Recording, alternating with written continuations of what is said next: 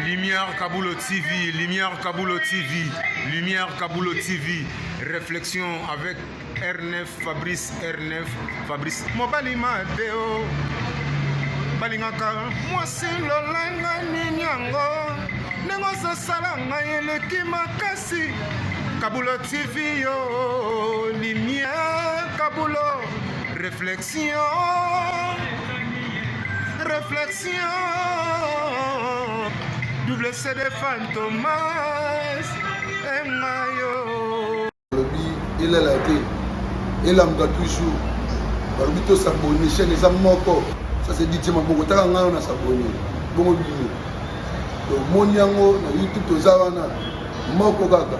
Réflexion, trop bandé là. Réflexion. Réflexion, lumière Kamboul, Yangwana, Balai qui est ça la biso bien. Tous en ciment pour. Et ça la G. Bongo. Toujours. Réflexion, Lumière Kambolo TV. Chaîne les amoko, vous s'abonner, vous avez décidé Lumière Kambolo TV. Bonjour, Nabiso Banso. Les alingan de Konabino, Nabengami na Kombo ya Kambulu. Na salaka na émission na chaîne télé Oye Bengami Réflexion. Chaque samedi na 19h30, vous écoutez Biso Kuna. Boa noite na famille Bota ya Réflexion na mokili mobimba et boa noite na papa na biso Lumière Kambolo na pamboli Nzambe. En tout cas wana eza passage obligé ponanga ya kotombola Nzambe oyo aza bolingo oyo azobatela nga na yo pour que tokoka ko répondre na mituna na biso na kati ya réflexion.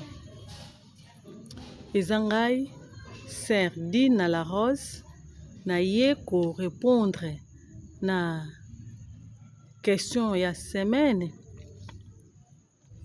oyo epesami epai ya mama na biso Love oyo ezake libala esimbamaka na mwasi na mobali ou bien na famille.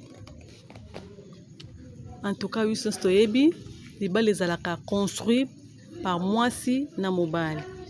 Et même Bible ki koyebisa biso mobali akotika baboti akoluka ya ye mosungi kosala na ye libala. Donc ba parents ou bien ba famille na biso baya kokotaka na libala po biso nde mutu tokotisaka bango. Biso tokutani et tosololi et après bango baye. Mais cela, ça n'empêche pas ya kosala ke lokola mobali na yo alinga yo, mobali na yo alova yo, mobali na yo akraka yo, yangwana yo okozala bien na basemeki te. Non, ou bien na babokilo te. Et ça la bien soki ba parents ya mobali na yo baza, oza na bandeko ya mobali na yo, bokutanaka, bosololaka, bozalaka bien. C'est vrai que ezana ba semeki mususu pe ba bokilo mususu ba komplikaka basi ya bandeko na bango. Mais Bible même ezoyebisa biso tozala ba femme sage. Moi si fois la aigle. Na libala anu ozobotela. Na mobali wana oya lova yo, mobali wana kraka yo, mobali na lingaka yo, azape na libota na ye. Yaya. Lobake bangonde bazala mabe. Mais loko la bazabi ba famille mobile na yo. Il faut zatana moko mibale oyo zalaka na bango pe bien. Parce que na libala ba problème e yaka. Soki ozalaka bien na quelque batu na kati ya relation na na yo ya mobile na yo na libala na yo. Donc ekosunga na likambo moko bango pe baye ba intervenir. Donc ezalaka bongo. Mais ce qui est kaka ke yo kaka mobali na o kaka yaya eza mabete mais lobi na mabala makambo yaka to souhaitaka ngote mais to monaka e arrivaka. Donc ponanga ezalaka bien ko luka kimia. Moi si oza sage ayebaka toujours e Nzambe pe apesaka mayele nini ya kosala na kati ya libala ya ndengwana. Mama o wana ye mutu aboteli yo mobali ou bien papa wana ye mutu aboteli yo mobali et famille wana nde pasi mobali na yo auti. Biso nyonso toza na badefo. Donc soki mama na yo asali yo mabe okolingika po aza mama na yo ou bien bandeko na yo okolinga bango kaka. Na ngambo mobali mpe ezalaka bongo. Donc okosala da ton mieux pour moi relation ngo ezalaka ta moi malamu. Moi c'est aigle azalaka souvent bongo. Ezalaka bien pe moko moni ba parents mobali no baza mobali pa zwi yo boke pe na ba parents na ye yo po zwi boke papa na bino esalaka bien. Mais soki komi mobali kaka mutakendaka pa na bino. Donc pour moi ezalaka nango pe kitoko te pour oyipa ki ba parents mobali nanga baza bande ko mobali nanga baza mais courant elekaka te. Donc pour nanga vraiment na ko se sentir nanga mal à l'aise na ko kokate. Donc pour nanga vraiment et ko semble nga difficile. Donc moi c'est maele asalaka kaka na lolenge moko qui est de sorte que bozala quand même bien malgré relation yo na mobali na yo eza wow.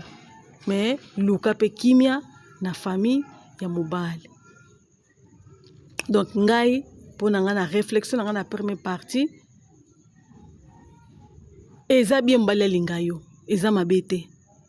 Mais faut que luka ndenge nini sorte moko oyo kokozala pe na mwa ambiance bien na kati ya famille oyo balili parce que to komi déjà moko to sangani siko so bozo kanate c'est que lobi so bobeba na mbali yo simbi nzela OK ya libala to yakango pona mbala moko c'est vrai que makambu ezalaka ebele.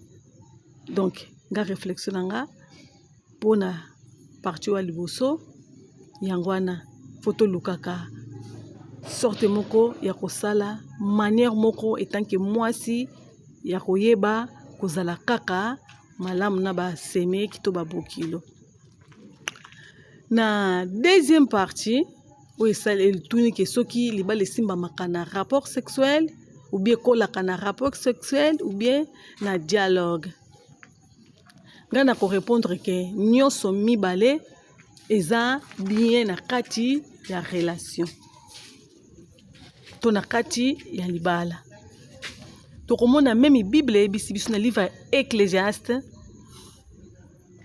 que chaque chose a son temps. Donc likambo na likambo eza na tango na yango. Balance na biso fo ezalaka na position ya malamu. Kosolola e kosala mwasi na mbali bayebana. Eza mabete. Rapport sexuel pe eza important. Yango pe ekosala part nango na kati ya libala. C'est que tant ya kosolola ezali, tant ya rapport sexuel ezali. Toko vanda te kaka tozo solola kosolesi la katete. Toko vanda te tosala ka rapport esi la katete. Toko kabola to binenge to kabola kango.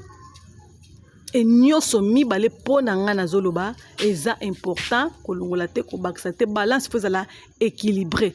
Balance cause na décadence te koto ekiti koto emati pour soki moko eleki mingi moko nezo zanga et puis déjà falia donc négatif. Donc nyonso mibale faut etambola nzela moko tomoni même nzambe moko asali makambo nyonso mibale moi c'est sengela zana mobali toye biango tozana temps ya kolola ndenge Bible lobi na Ecclésiaste temps ya kobuka. Donc nyonso faut etambola ndenge moko wana libala na bino pe kozala tranquille. Donc ponanga na réflexion na ngai nyonso mibale na deuxième question faut ezala lolenge moko. Donc bye tokutani mbala sima.